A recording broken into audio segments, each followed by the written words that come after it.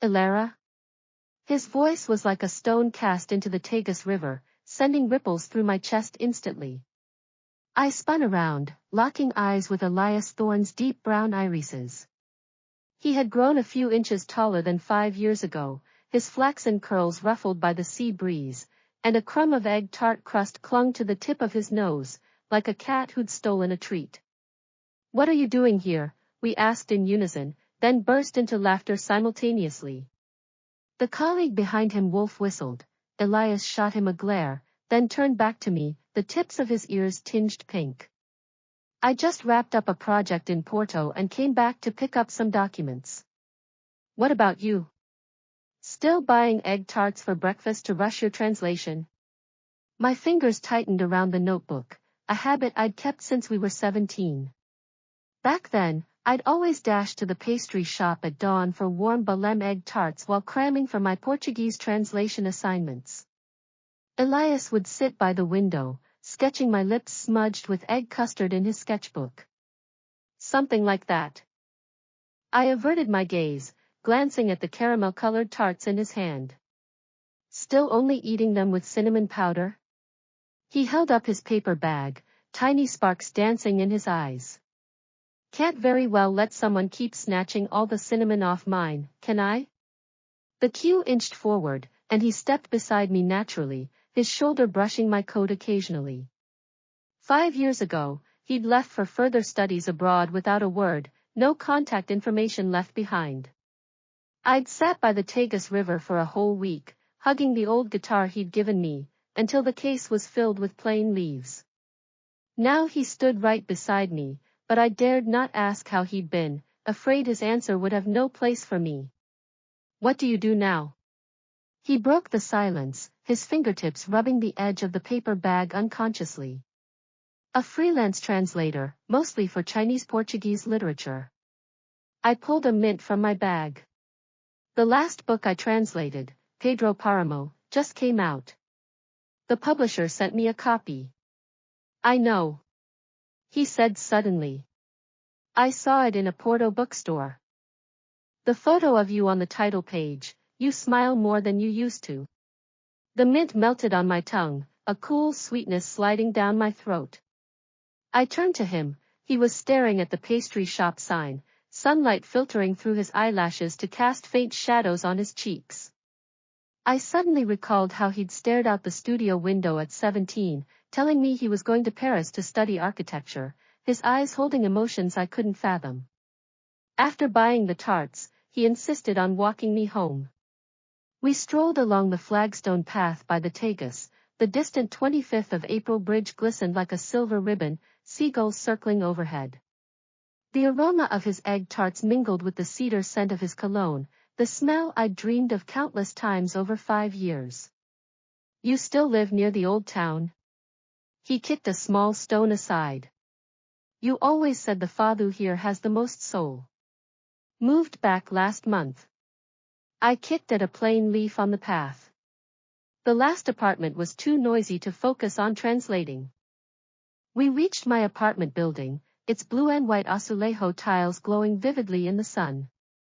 He suddenly pulled a small box from his pocket and handed it to me. "Bought this in Porto. Thought you might like it." It held a silver egg tart-shaped pendant, with tiny E and L engraved on the chain. My heart skipped a beat. When I looked up, our eyes met. He quickly looked away, his ears flushing again. "Just thought it was cute." "If you don't like it." "I love it." I cut him off, running my fingertip over the pendant. "Thank you, Elias." He scratched his head, as if relieved. "I should head back. I have to report to the firm tomorrow." "Oh, and," he turned suddenly, "if you need help with your translations, just say the word. I know a few people at publishing houses." I nodded, watching his figure disappear around the corner. Only then did I notice the tarts in my hand had gone cold, but my chest felt warm all the same.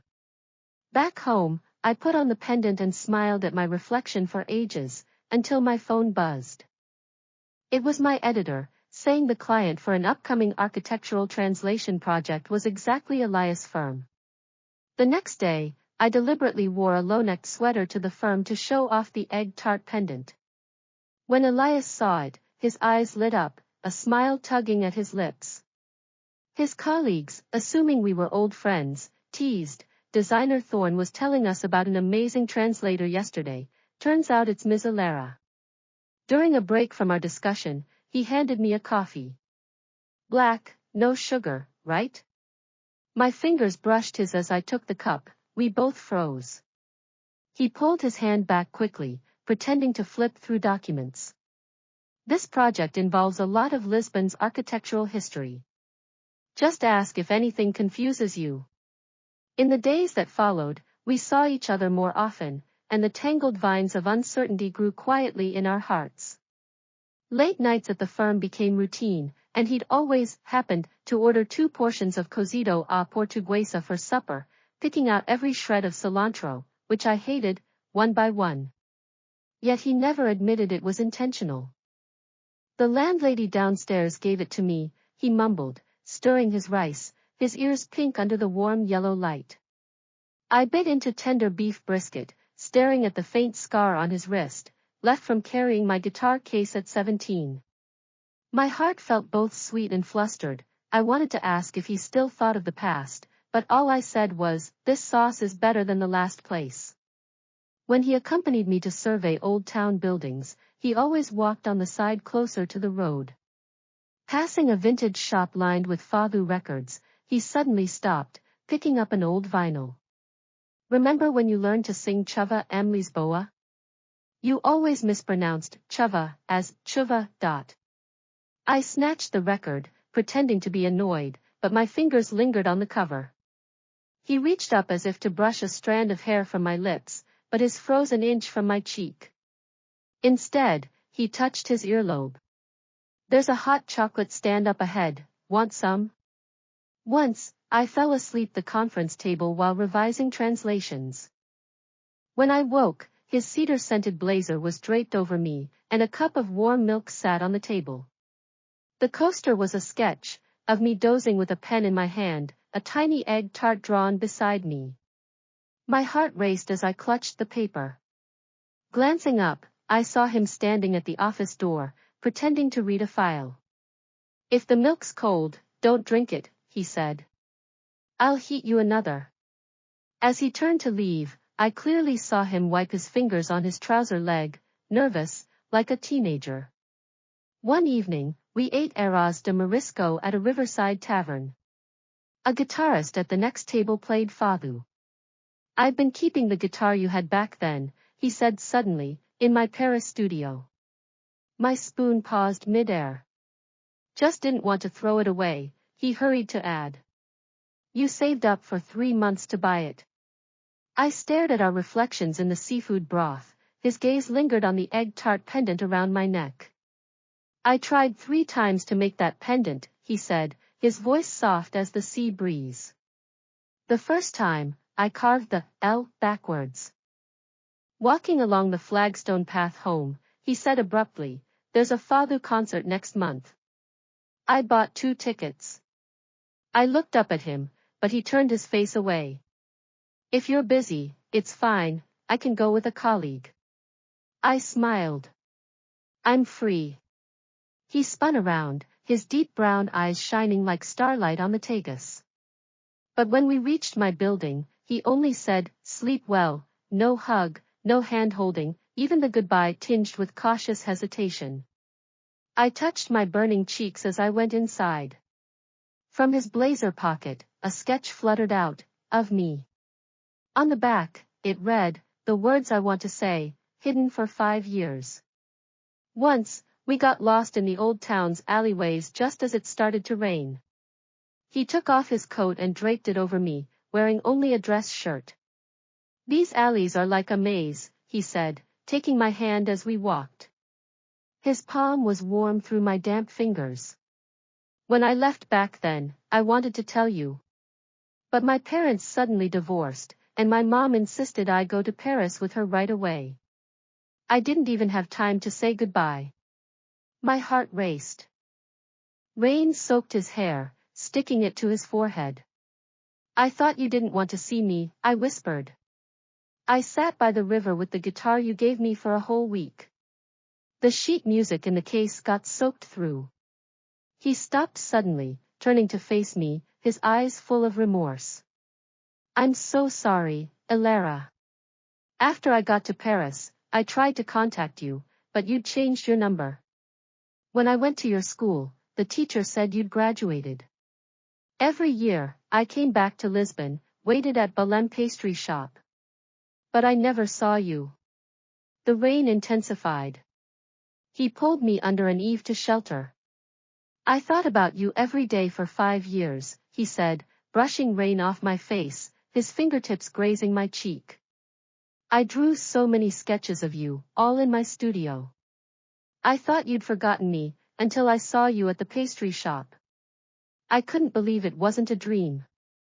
Tears suddenly spilled down my cheeks, not from sadness, but pure joy. He panicked, clumsily wiping my tears with his sleeve. Don't cry. Did I scare you? I didn't mean to push you. Elias, I said, grabbing his hand and looking into his eyes. I thought about you too. Every single day. He froze, then smiled, pulling me tightly into his arms. His shirt was soaked through, but his embrace was warm. We'll never be apart again, okay? He whispered in my ear, his voice catching. I nodded, burying my face in his chest, breathing in the familiar cedar scent. The emptiness in my heart was finally filled. When the rain stopped, he held my hand as we walked along the old town's flagstones. Sunlight filtered through the leaves, dappling the ground. I'll take you to my studio tomorrow, he said, smiling. And my mom's in Lisbon now, she's been asking to meet you. Oh. I felt nervous. Will she like me? Of course, he pinched my cheek. I've already told her about my amazing girlfriend, who's a translator, and who still steals my cinnamon egg tarts. I laughed, hitting his arm playfully, my heart warm and sweet.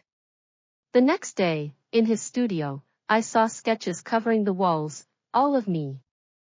Me biting an egg tart at the pastry shop, me playing guitar by the Tagus, me frowning over translation documents.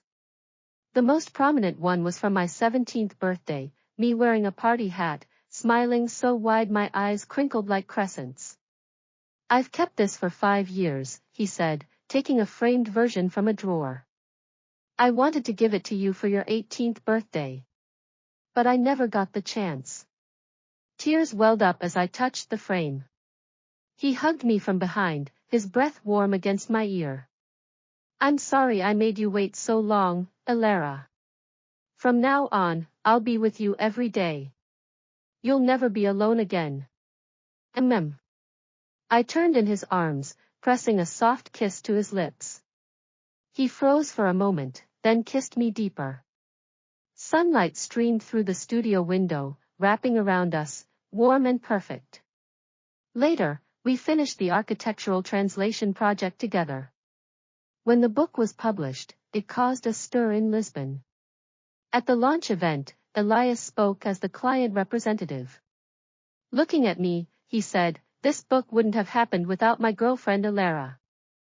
She's not just an incredible translator, she's the brightest light in my life." The audience erupted in applause. I looked at him, smiling through tears. Now, every weekend morning, we queue for egg tarts at Belém together. He still orders his with cinnamon, then scrapes every last bit onto mine. We walk along the Tagus, I play the guitar, he sings, seagulls circling above. Sunlight falls on us, and everything feels just right. I often touch the egg tart pendant around my neck, thinking back to that morning we reunited. Some fates, I realize, are like the Tagus currents, even if they diverge for a while, they always converge again.